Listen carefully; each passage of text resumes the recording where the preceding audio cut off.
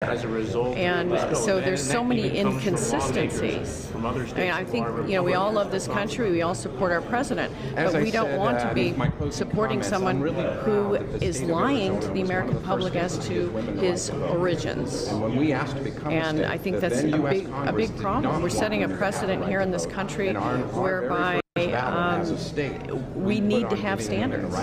So this is what we're trying to do here in Arizona. Arizona is always at the forefront of a lot of cutting-edge issues. We have a big problem with the federal government doing what they're hired by us to do, and we don't like to have to enforce laws that should be enforced by the federal government, but we found ourselves in a position where we have to do so. So even a fundamental issue is vetting for public office, which is a no-brainer. It really is a no-brainer. I mean, everyone who comes forward for public office should be honest up front as to who they are and what they are. And if they're not, you know, the voters will vote them out. But the main thing is, at some point, you know, if there's a reason to challenge them, we want to have the ability to do so without the court saying, oh, you don't have any standing. I'm an American citizen. I don't have standing to challenge someone who's perjured themselves in front of the American public. So I think it's time that we stood up and made this type of position and stand. We need to stand for America. Do you think that this effort here in your state legislation can encourage other states to mount similar legal challenges? Absolutely. Absolutely. I think that the American public is hungry for honesty. They're tired of the spin that comes out of Washington, that comes out of the political realm anyway. This is a good step forward, and I think that no one should fear putting sunshine on this issue. So clearly, as I'm standing with you today. Thank you. It shouldn't be unprecedented. All the legislation does, again, is just give average citizens the ability to hold all public officials in the state accountable. If a candidate on the ballot is not qualified, the citizens should have the ability to challenge that and question that. Right now, under current law, they do not. This bill would give them the clear legal authority to challenge or question any candidate on the ballot, and obviously the most important candidate, the President for the United States. Are you surprised by the amount of support you've gotten from your fellow legislators and also from your constituents on this?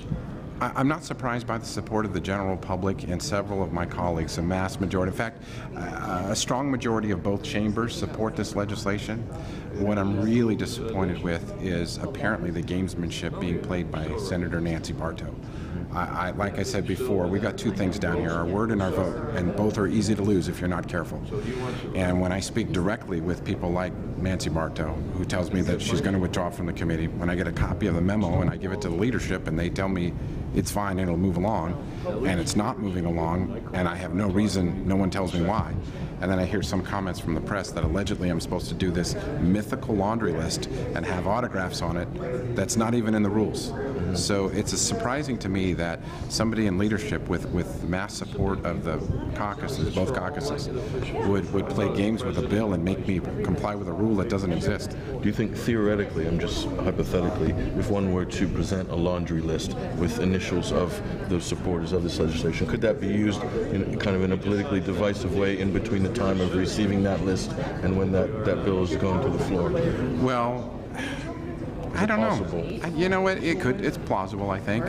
I think at this point now is for me to double back with the Senate President, Nancy Bartow, and if they want me to have this laundry list, then that doesn't exist in the rules, then I'll go public again and say, here they are, making me do something that's totally outside the rules of the legislature.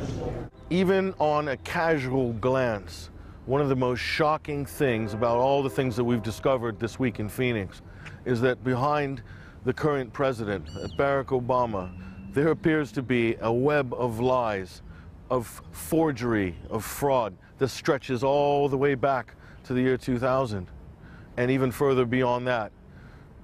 So we all have to ask ourselves, how deep does this particular political rabbit hole go? Well, I always thought that, even going back to April 27th, that my book's publication was the reason that Obama released the birth certificate. I know Donald Trump was making an issue of it as well, but My book had reached, Where's the Birth Certificate, had reached #1 on Amazon, and that was a month before publication. If Obama didn't do something, we were going to be, probably going to be the biggest book I ever wrote. And I've written some pretty big books, thank goodness. But you know, here, this one, even with Obama releasing the birth certificate, made the New York Times best-selling list and still sold something like 100,000 copies. So, I mean, this has been a huge issue. And Obama, in releasing his so-called birth certificate, forged document. What's the matter? I lost your signal. Say check, check, check. Check, check, check, check. Okay. How much of it did you lose? Nothing. You can continue. Okay. I got it back. It just kind of flipped out. Just flipped up. You know, even with Obama releasing his so-called birth certificate, the book was a huge bestseller. And it shows the degree of interest and the lack of trust or confidence in Obama, having released a pretty clearly forged electronic document. I said that almost immediately. And when you take a look at bin Laden then being killed, I mean, clearly this was a wag the dog. This was an attempt to change the narrative, to get the emphasis off the president. The Obama people think that their great media matters. The left wants to control the narrative. They want to dictate what Americans can think or what questions Americans can ask. Well, it's just not going to work. A birth certificate is fraudulent. Sheriff Arpaio's investigation's already charged that. So law enforcement investigation, it's going to proceed. And as it does, more and more American people, of the American people are going to realize that Obama is lying about who he is and where he was born. There are no, I can't find a single document about Obama's past that's legitimate or not forged. It's a completely undocumented guy in the White House. Who is this guy?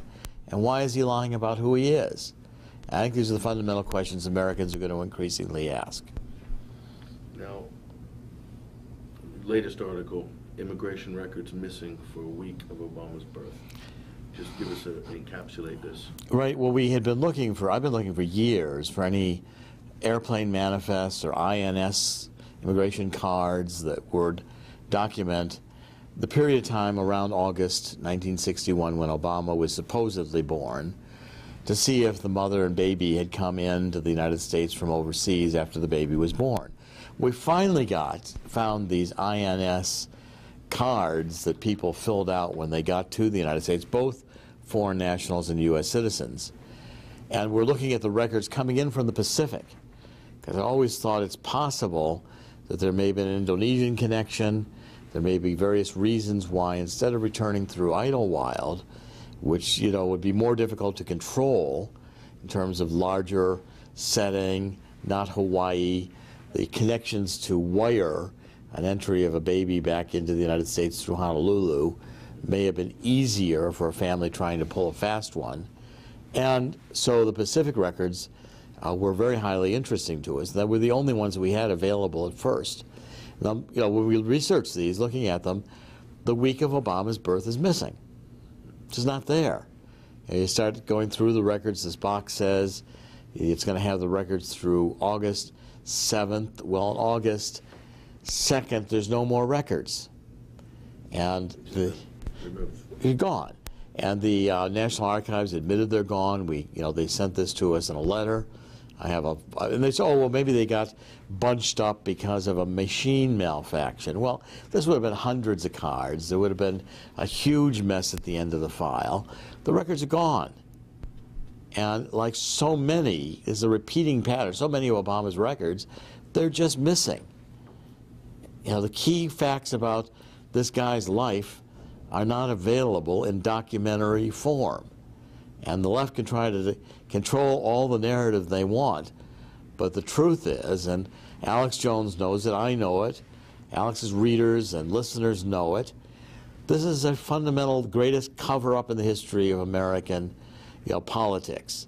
And that a lamestream media covers for Obama, refuses to participate in the investigation, and uses Saul Alinsky tactics to vilify anybody who dares ask these questions. I think the American people need to rise up and tell the media, we don't need you anymore. ABC, NBC, CBS, increasingly Fox. Well, they're calling this a left-right issue because immediately critics will say, WorldNet Daily, right wing. They've got a vendetta against Obama because he's a liberal and he's this and that. You know, it's not really. I don't see any left-right bent. Well, this again, your reports. This whole idea that's a right-wing attack on Obama, more Saul Alinsky nonsense and vilification. Right. The left trying to get the narrative under control, because the left has got to say, the left has got to be Baghdad Bob. They got to say, there's nothing here to see. Move on. There's nothing here to see. Or anybody who's raising any questions about Obama's birth certificate, you got to be a lunatic. I'm sorry. Anybody who believes that Obama's established that he's born in Hawaii, or any other fact about his life, including that he was never a foreign student, just hasn't looked at the record. And when you look at the record, this guy is undocumented. And in addition, WorldNet Daily also reported that $1.7 million has been spent by the Obama law team in the last few years in order to block any access to any ID records, specifically those pertaining to Occidental College and Columbia University. The Perkins Coie law firm, which is in Seattle, Obama had been using Bob Bauer to be his counsel on all these challenges to his eligibility even before the 2008 election. And we determined the amount of money over $1 million by just looking at the FEC filing reports from the Obama campaign to Perkins Coie. Then Obama moved Bauer inside the White House and made him White House special counsel, and still kept using Bauer on a litigation involving eligibility cases. And by the way, Bauer is married to Anita Dunn, who is the attack dog on Fox. So you now got a husband-wife defense attack dog team in Bauer and and Dunn. Again, leftist-oriented, nothing here to see, Saul Alinsky techniques, don't tell the truth, because they can't afford to tell the truth. And then this bogus birth certificate gets wheeled out on April 27th, and Bauer resigns. Well, I think Bauer resigned, and I've maintained this from the beginning, because Bauer finally looked at the tricks the White House was pulling, sees this bogus birth certificate come forth, and decides he's going to lose his law license if he stays on the case. Withdraws, goes back to Seattle, and says to his buddy Obama, you're on your own now with this computer-generated fraud. Putting this piece of paper aside for 1 second. Right. Okay. Let's just talk about the definition of natural-born citizen. Right. Has the Supreme Court, to your knowledge, ever ruled on the definition of natural-born citizen as defined in our Constitution? Well, there's never been a case that has been on point for Article 2, Section 1, determining the eligibility of the president. I think the 1874-1875 case, Minor v. Happersett, is the really only definitional case where the Supreme Court made it clear that natural born means two parents who are U.S. citizens at the time the person's born and born in the United States. Now, of course, by the time you get finished listening to Obama supporters, natural born means native born. They try to read the 14th Amendment into it. They read this, English common law into it. They refer to cases like this, various cases, Wong Kim Ark case that, really is not, again, on point, by a judge who was appointed by Chester Arthur, who himself lied about his eligibility.